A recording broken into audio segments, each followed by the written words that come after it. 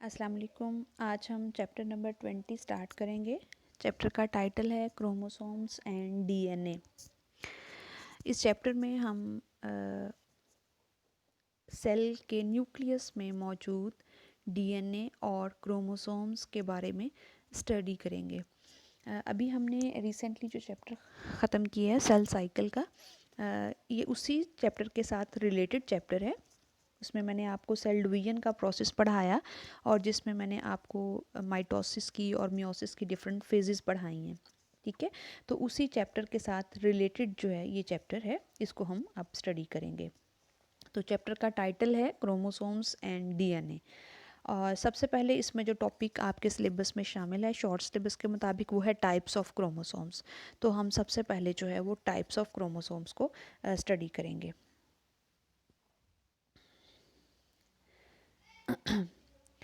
Cell के organelles की अगर हम बात करते हैं तो सेल के सेंटर में, अगर हम एनिमल सेल की बात करते हैं तो सेल के सेंटर में जो है न्यूक्लियस मौजूद होता है।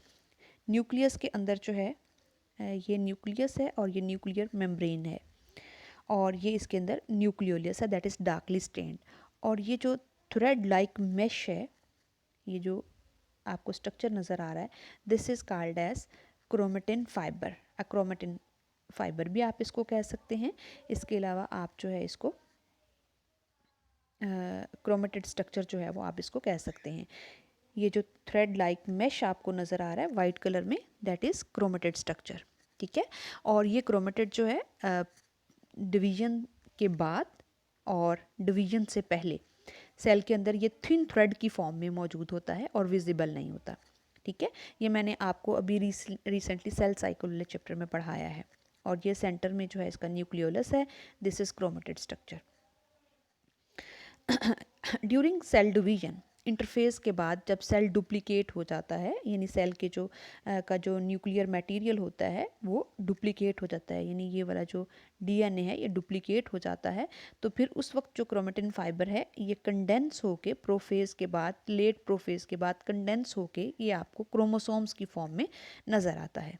यानी यही क्रोमेटिन फाइबर जो है ये सेल डिवीजन के टाइम पे प्रोफेज में, प्रोफेज की लेट स्टेज पे ये कंडेंस होके आपको क्रोमोसोम की फॉर्म में नज़र आता है। तो क्रोमोसोम्स जो हैं ये आप सेल डिवीजन के दौरान इनको देख सकते हैं। अब हम बात करेंगे अपने असली टॉपिक की तरफ, जो कि है टाइप्स ऑफ क्रोमोसोम्स। अब अगर हम ह्यूमन की एग्जांपल लेते हैं तो ह्यूमंस के अंदर जो है वो टोटल 46 नंबर ऑफ क्रोमोसोम्स हैं। ठीक है, यानी 23 pair of chromosomes and 46 chromosomes. यहाँ पर क्रोमोसोम्स जो हैं वो एक अरेंजमेंट में मौजूद होते हैं, एक सीक्वेंस के अंदर मौजूद होते हैं। ये जो सीक्वेंस होती है, ये जो अरेंजमेंट होती है क्रोमोसोम्स की, particular array of chromosomes that an individual has is called its karyotype. यानी यहाँ आपको इस डायग्राम के अंदर नंबर 1, 2, 3, 4 और 23 पेयर्स तक आपको क्रोमोसोम्स जो नज़र आ रहे हैं, तो क्रोमोसोम्स की ये जो पर्टिकुलर सीक्वेंस होती है, जो एरे होती है, that is called as karyotype. और कैरियोटाइप जो है ये हर स्पीशीज़ की स्पेसिफिक होती है। इवन जो है कैरियोटाइप में डिफरेंसेस भी होते हैं। एक स्पीशीज़ की दूसरी स्पीशीज़ से जो कैरियोटाइप होती है वो डिफरेंट होती है। इवन एक ही स्पीशीज़ के अंदर भी ये कैरियोटाइप किसी डिजीज़ कंडीशन की वजह से भी डिफरेंट हो सकती है, तो इसको हम कहते हैं कैरियोटाइप। ह्यूमंस की ये मैंने जो आपको कैरियोटाइप दिखाई है, मैंने आपको ह्यूमंस की दिखाई है। आपकी बुक के अंदर भी ह्यूमन की कैरियोटाइप दिखाई हुई है, जिसमें आपको 23 पेयर ऑफ क्रोमोसोम्स जो हैं वो दिखाए गए हैं। क्रोमोसोम्स जो हैं, अगर हम इसके जनरल स्ट्रक्चर की बात करते हैं, क्रोमोसोम्स की जो है वो 3 टाइप्स होती हैं। दो तरह के क्रोमोसोम्स की बेसिस हैं जिनके ऊपर क्रोमोसोम्स को हम डिवाइड करते हैं। फर्स्ट जो बेस है जिसके ऊपर हम क्रोमोसोम्स को डिवाइड करते हैं, that is structure of chromosomes or shape of the chromosome. और दूसरी जो बेसिस है for the classification of the chromosome, that is the function of the chromosomes. तो पहले हम देखते हैं कि हम शेप या स्ट्रक्चर की बेस पर क्रोमोसोम्स को कितनी क्लासेस में डिवाइड करते हैं। अगर हम एक टिपिकल क्रोमोसोम का स्ट्रक्चर देखें तो उसमें आपको ये एक सिंगल क्रोमेटिड दिखाया गया है और ये आपको डुप्लीकेटेड क्रोमेटिड यानी आपको क्रोमोसोम दिखाया गया है। अब ये इसकी जो है वो आपको इसकी डुप्लीकेटेड, जो मैंने आपको सेल डिवीजन में बताया था कि ये क्रोमेटिड जब डुप्लीकेट, इसका डीएनए डुप्लीकेट होता है तो ये सेंटर से स्प्लिट हो जाता है, स्प्लिट होके इसकी जो है ये आर्म्स बन जाती हैं और ये इस फॉर्म में आ जाता है जिसको फिर हम क्रोमोसोम्स कहते हैं। और ये एक ही पॉइंट पर दोनों क्रोमेटिड्स आपस में जॉइंटेड होते हैं और इस पॉइंट को हम सेंट्रोमियर कहते हैं। और ये दो क्रोमेटिड्स जो होते हैं इनको हम सिस्टर क्रोमेटिड्स कहते हैं। तो हर क्रोमेटिड की दो आर्म्स होती हैं, ठीक है। एक होती है ये वाली जो आर्म होती है इसको पी आर्म कहते हैं और ये जो आर्म होती है इसको क्यू आर्म कहते हैं। This diagram shows two p arm, q arm and this is centromere. Centromere वो पॉइंट है जहाँ पर दोनों सिस्टर क्रोमेटिड्स जो होते हैं क्रोमोसोम्स के, ये आपस में जुड़े हुए होते हैं, लिंक्ड होते हैं। अब जो सेंट्रोमियर है इसके दो फंक्शंस हैं। एक तो यहाँ पर जो है वो दोनों सेंट्रोमियर क्रोमेटिड्स जो हैं ये आपस में मिलते हैं। इसके अलावा इस सेंट्रोमियर से जो है ये क्रोमोसोम स्पिंडल फाइबर के साथ भी अटैच होता है ड्यूरिंग सेल डिवीजन। इसके अलावा ये सेंट्रोमियर जो है इसकी बेस पर हम क्रोमोसोम्स को डिवाइड करते हैं। तो क्रोमोसोम्स की पोजीशन और लोकेशन की बेस पे हम क्रोमोसोम को 4 डिफरेंट टाइप्स में डिवाइड करते हैं। फर्स्ट इज मेटासेंट्रिक, सब मेटासेंट्रिक, एक्रोसेंट्रिक एंड टीलोसेंट्रिक। अब हम इन चारों टाइप्स के क्रोमोसोम्स के क्या डिफरेंसेस हैं वो हम देखते हैं। अब बेसिकली जो ये क्लासिफिकेशन है जो कि पोजीशन ऑफ द सेंट्रोमियर और the length of the arms के ऊपर है, तो इस बेस पे क्रोमोसोम्स जो हैं ये 4 टाइप्स के हैं। पहली टाइप है मेटासेंट्रिक। मेटासेंट्रिक में जो सेंट्रोमियर की पोजीशन होती है it is almost in the centre, ये ऑलमोस्ट सेंटर में होता है सेंट्रोमियर जो है, और जिसकी वजह से क्या होता है कि इसकी जो पी और क्यू आर्म्स होती हैं ये दोनों इक्वल लेंथ्स की होती हैं, ठीक है। यानी दोनों साइड्स पे जो क्रोमेटिड की जो आर्म्स होती हैं ये इक्वल लेंथ की होती हैं। तो इस टाइप ऑफ क्रोमोसोम को हम मेटासेंट्रिक कहते हैं। दूसरी टाइप का क्रोमोसोम्स जो है जो जिसमें centromere away from the centre होता है, यानी बिल्कुल सेंटर में नहीं है। यहाँ पर आप देख सकते हैं सेंट्रोमियर बिल्कुल सेंटर में नहीं है बल्कि अवे फ्रॉम द सेंटर है। And due to this position and location of the centromere होता क्या है कि जो आर्म्स जो होती हैं ये अनइक्वल लेंथ्स की होती हैं, ठीक है।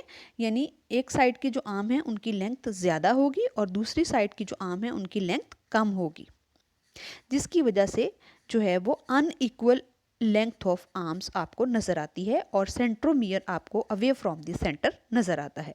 This type of chromosome is called as sub metacentric. तीसरी टाइप का जो क्रोमोसोम है on the basis of position of centromere and length of the arms of the chromosome, इसको हम एक्रोसेंट्रिक कहते हैं। एक्रो की जो टर्म है ये पीक के लिए इस्तेमाल होती है, इसको हम एक्रो के लिए हम पीक का वर्ड यूज़ करते हैं। तो अब यहाँ पे आप देख सकते हैं कि सेंट्रोमियर जो है बिल्कुल एक पीक के ऊपर है, जिसकी वजह से क्या है कि दो आर्म्स बहुत छोटी लेंथ की हैं और दो आर्म्स जो हैं वो बहुत ज़्यादा लेंथ की हैं। 2 arms are very shorter and 2 arms are very long, जिसकी वजह से हम इसको एक्रोसेंट्रिक कहते हैं। यहाँ पर जो है वो 2 arms very short and 2 arms very long, तो इस टाइप ऑफ क्रोमोसोम को हम एक्रोसेंट्रिक क्रोमोसोम कहते हैं। चौथी टाइप का जो क्रोमोसोम है that is called as telocentric. Telo का मतलब होता है एंड, टेल। यहाँ पर आप देख सकते हैं कि सेंट्रोमियर बिल्कुल एंड पे है, दूसरी साइड पर कोई आर्म नहीं है और इसकी जो आर्म्स हैं ये बिल्कुल एक साइड पे हैं। यानी यहाँ पर जो सेंट्रोमियर है ये बिल्कुल एक पीक के ऊपर होता है, एक साइड पे ऊपर होता है, टेल के ऊपर होता है, और दो आर्म्स जो हैं वो बाकी साइड पे होती हैं। तो इस टाइप ऑफ क्रोमोसोम को हम टीलोसेंट्रिक क्रोमोसोम कहते हैं। यानी यहाँ पर आप देख सकते हैं कि आपको सेंट्रोमियर की पोजीशन की वजह से लेंथ, आर्म की जो लेंथ है वो चेंज हो रही है और इसी बेस पर हम क्रोमोसोम्स को डिवाइड कर रहे हैं। सेकंड जो बेसिस है क्लासिफिकेशन की that is function of the chromosomes, ठीक है। तो क्रोमोसोम्स जो हैं वो फंक्शन की बेस पे भी एक दूसरे से डिफरेंट होते हैं। ह्यूमन कैरियोटाइप की हम बात कर रहे हैं, उसी को हम एज एन एग्जांपल लेके, तो ये फंक्शन की बेस पे हम क्रोमोसोम्स की जो क्लासिफिकेशन है उसको हम देख सकते हैं। तो फंक्शन की बेस पर जो है क्रोमोसोम्स दो तरह के हो सकते हैं, एक होते हैं ऑटोसोम्स और दूसरे होते हैं सेक्स क्रोमोसोम्स। ऑटोसोम्स जो होते हैं ये कभी भी सेक्स क्रोमोसोम्स नहीं होते, ठीक है। ये जो आपको रेड में पार्ट नज़र आ रहा है ह्यूमन कैरियोटाइप में, ये जो रेड वाला पार्ट है ये सारे का सारा ऑटोसोम को इंडिकेट कर रहा है, और ये जो ब्लू पार्ट है ये आपको सेक्स क्रोमोसोम्स को इंडिकेट कर रहा है। अब ये जो ऑटोसोम्स होते हैं ये सोमैटिक सेल्स में जो होते हैं, बॉडी के सोमैटिक सेल्स के अंदर जितने भी हैं ये ऑटोसोम्स हैं। और यहाँ पर क्या है कि ये बॉडी की जो अदर फंक्शंस हैं, जैसे बॉडी की जो सेल्स की जो डिफरेंट प्रोटीन्स वगैरह हैं ये बनाते हैं। जबकि जो सेक्स क्रोमोसोम्स होते हैं ये किसी भी इंडिविजुअल का सेक्स डिटरमिन करते हैं। तो सेक्स डिटरमिन, अगर हम ह्यूमंस की बात करते हैं तो सेक्स डिटर्मिनेशन के लिए यहाँ पर दो टाइप्स के क्रोमोसोम्स होते हैं, या तो होते हैं XX और या होते हैं XY। XX फीमेल होती है और XY जो है वो मेल होता है। तो यहाँ पर आपको जो 23rd पेयर होता है, यानी 22 पेयर जो हैं ये ऑटोसोम के होते हैं, और जो 23rd वाला पेयर होता है, एक ही पेयर जो होता है वो सेक्स क्रोमोसोम्स का होता है। उसमें या तो ये पेयर XX का होगा या फिर ये XY का होगा। अगर ये पेयर XX होगा तो वो फीमेल होगी, और अगर वो पेयर XY का होगा तो वो मेल होगा। यानी 22 पेयर्स जो हैं वो ऑटोसोम के होंगे, और एक पेयर जो होगा यानी 23rd नंबर पे जो पेयर होगा एक वाला, वो क्या होगा, सेक्स क्रोमोसोम्स का पेयर होगा। सेक्स क्रोमोसोम्स को हम एलोसोम्स भी कहते हैं। तो इस तरह हमने जो है वो टाइप्स ऑफ क्रोमोसोम्स देखे on the basis of position of centromere, length of arms, और दूसरा हमने उसकी फंक्शन की बेस पर क्रोमोसोम्स की टाइप देखी। तो यहाँ पर भी आपको ये 4 टाइप्स के क्रोमोसोम्स नज़र आते हैं। टीलोसेंट्रिक, इसको रॉड शेप भी कहते हैं। एक्रोसेंट्रिक जो है, सब मेटासेंट्रिक एल शेप, और मेटासेंट्रिक जो है ये वी शेप। इनको वैसे KLJI जो है इस शेप से भी इंडिकेट किया जाता है। टीलोसेंट्रिक को आई शेप से, एक्रोसेंट्रिक को जे शेप से, सब मेटासेंट्रिक को एल शेप से, और मेटासेंट्रिक को जो है वो के शेप से भी इंडिकेट किया जाता है। तो कैरियोटाइप के बारे में मैं यहाँ आपको दोबारा बता देती हूँ कि अगर हम ह्यूमन डिप्लॉयड सेल की बात करते हैं तो उसमें 44 क्रोमोसोम्स होते हैं जो कि ऑटोसोम्स होते हैं, और 2 इसमें सेक्स क्रोमोसोम्स होते हैं। यानी 22 पेयर्स जो हैं ये ऑटोसोम्स के होते हैं, और एक पेयर जो होता है वो सेक्स क्रोमोसोम्स का होता है। और टोटल जो है वो 23 पेयर ऑफ क्रोमोसोम्स होते हैं। 23 पेयर का मतलब ये है कि इसमें टोटल जो नंबर ऑफ क्रोमोसोम है वो 46 है। तो यहाँ तक जो है वो आपका टॉपिक जो है टाइप्स ऑफ क्रोमोसोम्स का ख़त्म हो गया है। नेक्स्ट टॉपिक हम कंपोजिशन ऑफ क्रोमोसोम्स को स्टडी करेंगे।